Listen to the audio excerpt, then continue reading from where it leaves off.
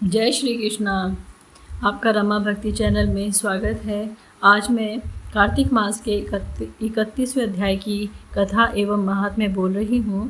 लेकिन इस सबसे पहले आप मेरा रमा भक्ति चैनल को लाइक करना, सब्सक्राइब करना और शेयर करना। तो आइए शुरू करते हैं 31वां अध्याय। प्राचीन काल में उज्जैन में एक महापापी और दुरात्मा धनेश्वर नामक ब्राह्मण रहता था। वह रस, चमड़ा और कंबल आदि का व्यापार करता था। वह वेश्यागामी और मद्यपान आदि बुरे कर्म करता था। चूँकि वह रात दिन पाप में रत रहता था, इसलिए वह व्यापार में नगर नगर घूमता था।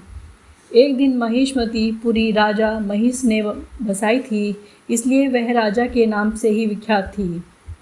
नगरी के पास ही पापनाशनी पुण्यकारिणी भगवती नर्मदा नदी बहती थी।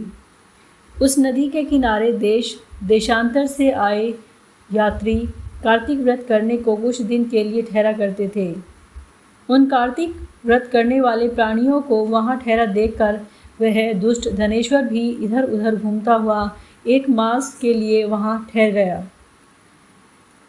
अपने माल को बेचता हुआ वह नर्मदा नदी के तट पर घूमता हुआ ब्राह्मणों को देव पूजा रत देखता था। वह देखता है कि कोई तो ग्रंथ पढ़ रहा है और कोई सुन रहा है, कोई भगवत कीर्तन कर रहा है, कोई भजन सुन रहा है और कोई ध्यान में लीन है और कोई तुलसी की माला धारण किए है। बस इसी तरह वह भक्तों के बीच में रहा और वैष्णवों के दर्शन करता रहा, उनको स्पर्श करता रहा, उनसे वार्तालाप करता रहा और भगवान विष्णु के नाम स्मरण के पुण्य को अर्जित करता रहा। वह कार्तिक के व्रत की उद्यापन विधि तथा जागरण को भी देखता रहा। उसने पूर्णिमा के व्रत को भी देखा कि व्रती ब्राह्मण तथा गौओं को भोजन करा रहे हैं, उनको दक्षिणा आदि भी दे रहे हैं। उसने नित्य प्रति भगवान शंकर की प्रसन्नता के लिए होती दीपमाला भी देखी। त्रिपुर नामक राक्षस के तीनों पुर को शंकर जी ने इसी तिथि को जलाया था, इसलिए शिवजी के भक्त इस तिथि को दीप उत्सव मनाते हैं। जो मनुष्य मुझ में और शंकर जी में अंतर मानता है, उसकी सारी क्रियाएं निष्फल हो जाती हैं। धनेश्वर वहाँ की पूजा विधि देखता हुआ इधर उधर घूम रहा था कि उसे काले सर्प ने काट लिया और वह भूमि पर गिर पड़ा। उसकी यह दशा देखकर वहाँ के दयालु भक्तों ने उसे चारों ओर से घेर लिया और उसके मुंह पर तुलसी दल मिश्रित जल के छींटे देने लगे। जब उसके प्राण निकले तो यम के दूत उसे बांधकर कोड़ों से मारते हुए यमपुरी को ले गए। उसे देख चित्रगुप्त ने यम से कहा, इसने बाल्यकाल से लेकर आज तक बुरे काम ही किए हैं।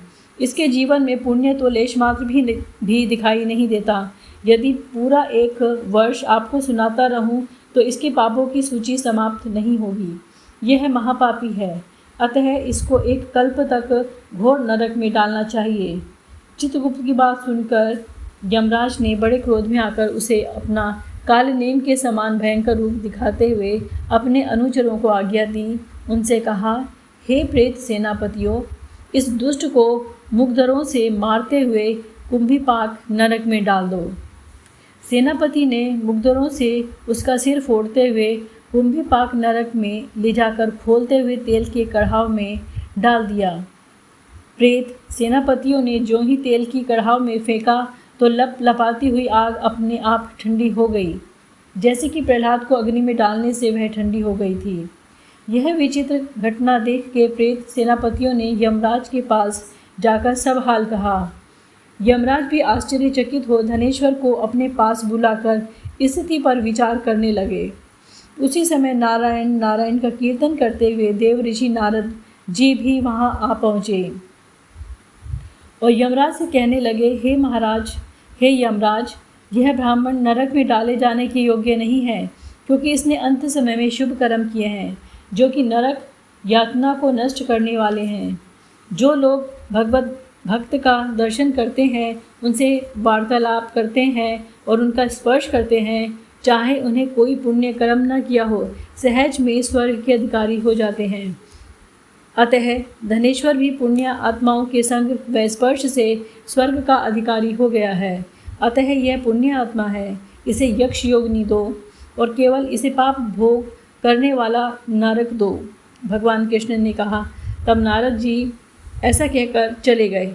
तो धनेर को पुण्यात्मा समझाते हुए यमराज ने दूतों को उसे नरक दिखाने की आज्ञा दी। इस प्रकार यह 31वां अध्याय समाप्त होता है। आप मेरे साथ बोलिए, भगवान विष्णु की जय, माता लक्ष्मी की जय, भगवान शिव शंकर की जय और उमा पार्वती की जय। धन्यवाद।